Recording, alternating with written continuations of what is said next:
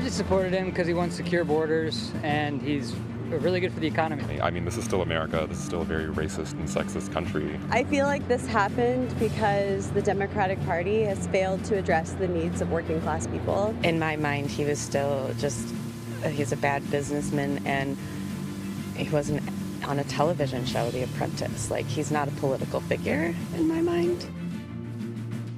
Hello, good to be with you. I'm Lindsay Reiser. And I'm Doug Williams. Thanks for joining us, everybody, and welcome to our continuing America Decides special coverage from Studio 57 here in New York City.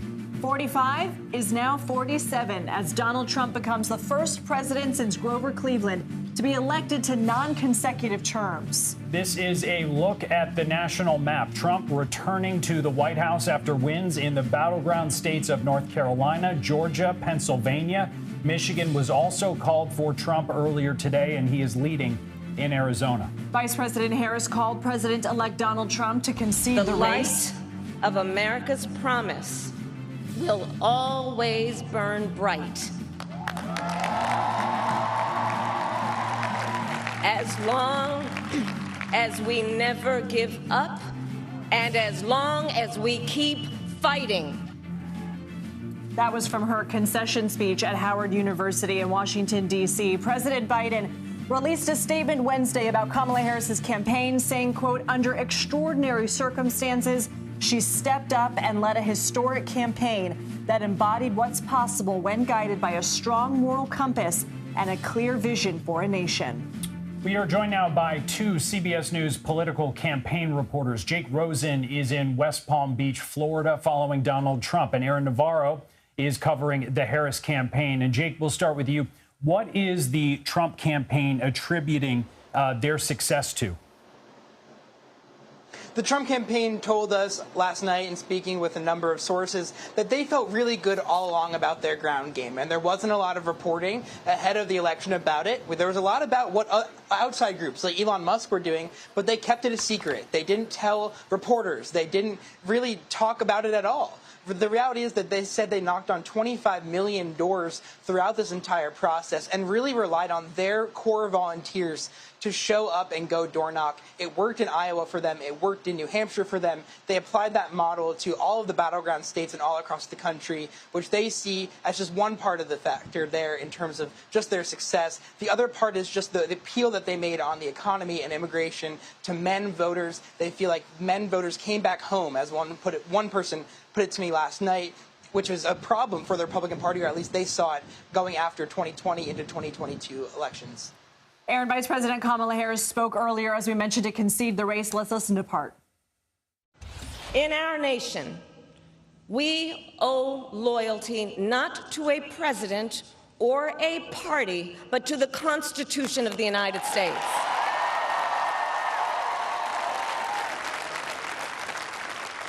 And loyalty to our conscience and to our God. My allegiance to all three is why I am here to say, while I concede this election, I do not concede the fight that fueled this campaign. What message is she trying to share with her party and supporters?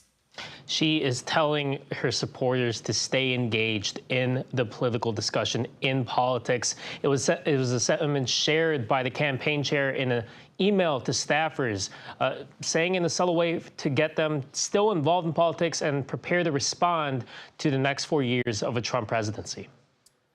Jake, in terms of what's next for the Trump transition team, what should we expect and what do we know at this point? Well, we know that Donald Trump's two sons, Don Jr. and Eric Trump, are both heavily involved, as is Linda McMahon and Howard Lutnick, two allies of the former president.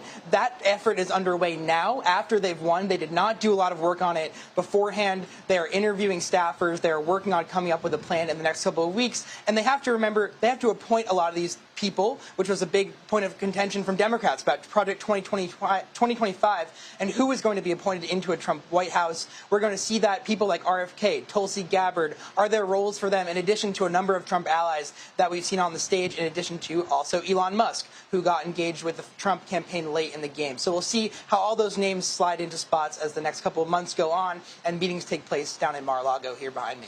Aaron, what kind of internal conversations, debates, and soul-searching is going on right now within the Democratic Party?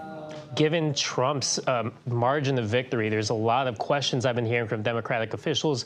One of them pondering if President Biden stepped out of the race sooner after the midterms, what kind of impact could that have had? If there was a full Democratic primary, if they were able to kind of iron out the kinks for their nominee, how would that impact this race? The other being, in terms of what Harris focused on, was it too much on courting those moderate suburban Republicans and not enough mobilizing the base of voters of color, of younger voters, kind of appealing to some of her more progressive ideals that she showed in her 2020 campaign?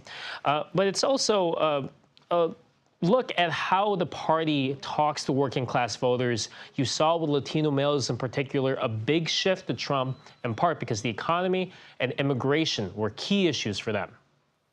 And Jake, we know that Republicans have also had success in congressional races. Senate Republican leader Mitch McConnell spoke about what it means to have a GOP majority. I want to listen to that. We'll talk about it on the other side.